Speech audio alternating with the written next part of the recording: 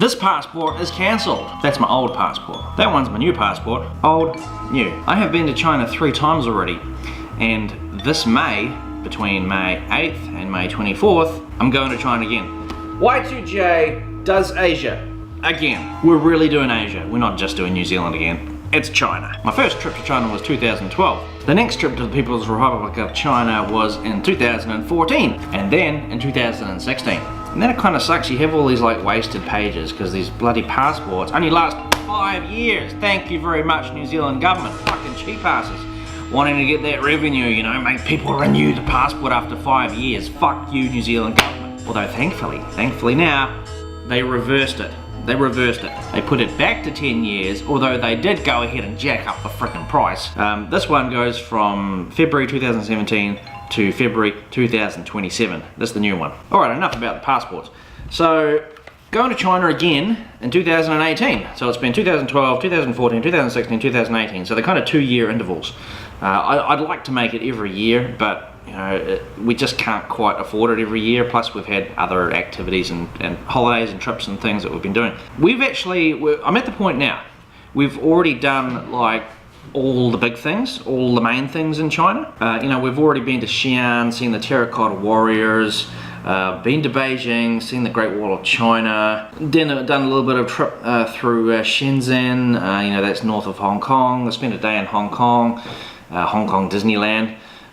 We've done, hell, I even went to Dalian, Liaoning, which is not a tourist town, but we went there. And then the subsequent trip went to Chengdu, saw the pandas. The next trip went to Shanghai, Hangzhou, Wuzhen. You know, saw, you know, the Bund and the Oriental Pearl in Shanghai. You know, Wuzhen, saw the old historic town. Yeah, went to Guangzhou as well, and saw Guangzhou Crocodile Park and stuff. So we've done quite a bit.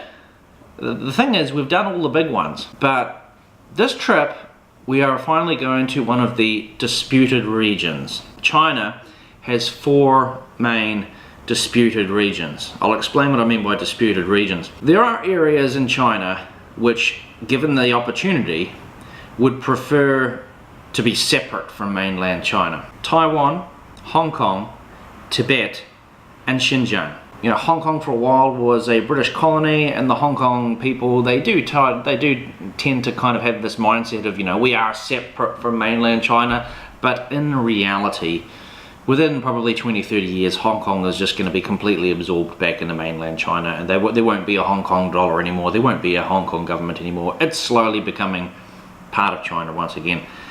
The same could be said potentially for Taiwan. You know, the history of Taiwan goes back to World War II, when the Japanese were invading, you know, China, and you know, and so you had Mao Zedong kind of fighting an internal civil war against like this general in China, but then the general, like Mao Zedong was like on the inside of China, and the general, I forget the guy's name, was on the like the outside, on the coastal region of China. But the problem is that the general on the coastal region was fighting Mao on the inside of China, but also the Japanese on the outside of China. Couldn't fight on both fronts, and ended up retreating back to Taiwan. And when he went to Taiwan, basically, you know, that allowed Mao to just take over the entire mainland of China and bring in usher in what we know today as the People's Republic of China. That's the story behind Taiwan, and eventually I imagine Taiwan will just simply it'll cease to be in a special administrative region, a disputed region, and it'll just become mainland China. And then there's Tibet, and Tibet is, how do you put this nicely, or kind of nicely?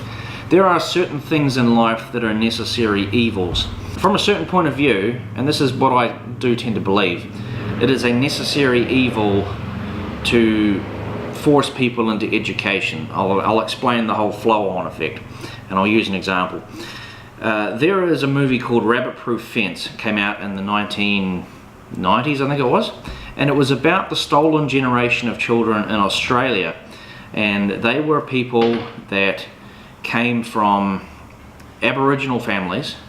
So, you know, Aboriginals literally living in the bush, you know, the Australian outback, You know, they don't know how to read, they don't know how to write, they've got basically no education other than just the tribe of people they live in, you know, tribal bush people. And you had all the European colonists and settlers coming here, and they realized that over the long term, you can't just have these kind of tribal people living next to the civilized people. It's ultimately going to end in tears. It's going to be a massive problem. So what happened basically was the Australian government literally started stealing children away from the families of these Aborigines, put them into boarding schools, make them go to school, force them to get an education. But in the long term, when you get into sort of the next generation, that's a good thing because everybody's educated, and you absolutely need everybody to be educated. You know, reading and writing is absolutely essential in the modern times. If you don't have this, then you literally have these kind of feral people living next to civilized people, and there will always be a problem there. You know, the feral people will end up in property conflicts.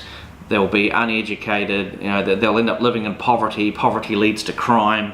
You know, crime leads to hate, hate leads to war. This is kind of the long-term flow-on effect. You look to places like East and West Germany where a similar type of a thing happened. The East Germans were, you know, financially worse off than the West Germans, and the West Germans resented the East Germans for quite a long time.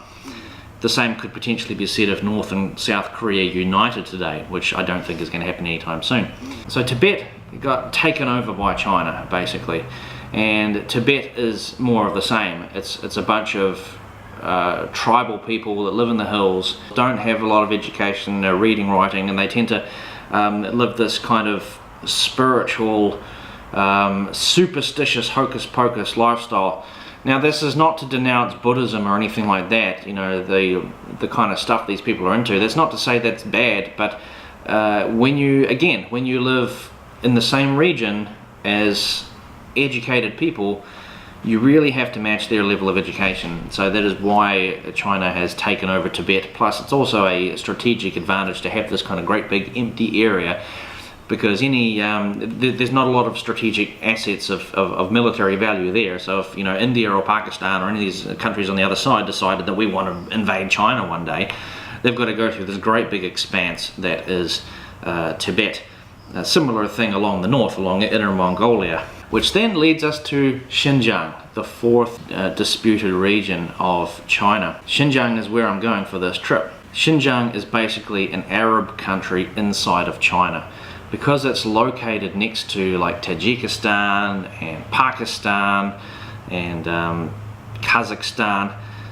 It is people that are literally like half Chinese, half Arab, and like, you know, all the men will have moustaches and beards. They all wear the square Muslim hats, and you know, they speak their own language. They don't even really speak Mandarin, the national language of China. That is a region that, given the chance, they would want to be their own country. And it's also an area of the world where the Chinese government is actually quite afraid that one day homegrown terrorism may start up there, because, you know, the Chinese government has seen what's happened around the world with terrorism and terrorist cells, and when countries like America invade people, you know, that's the foreign policy, you know, invade Iraq, invade, you know, Afghanistan and stuff, and then it, you know, the terrorist cells get activated, and they, you know, they seek retribution. And that is kind of a fear of the Chinese government. That's one of the four regions that is disputed in China. And we are going there this May. We are going to Xinjiang province.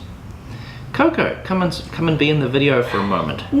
No. So Coco's been to Xinjiang province once already, approximately 10 years ago.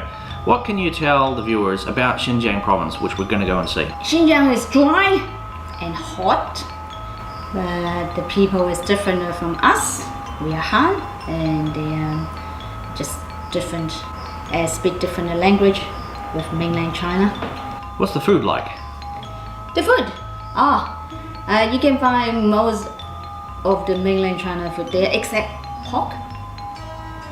Because they're Muslims. They're mostly Muslims. And they like lamb. Normally lamb is kebabs, they do it, and chicken. What's it like being a tourist there? Like, do you have to go through heaps of security checkpoints? You know, the securities are all there to keep people safe, that kind of thing? Nowadays, I heard the security is getting tough in Xinjiang, and I don't know how many checkpoints we need to go through. So our friend Jane has been to Xinjiang before too, right? Yes, Yeah. a few times. Right, that wraps it up for this video. Xinjiang province, China, coming May this year.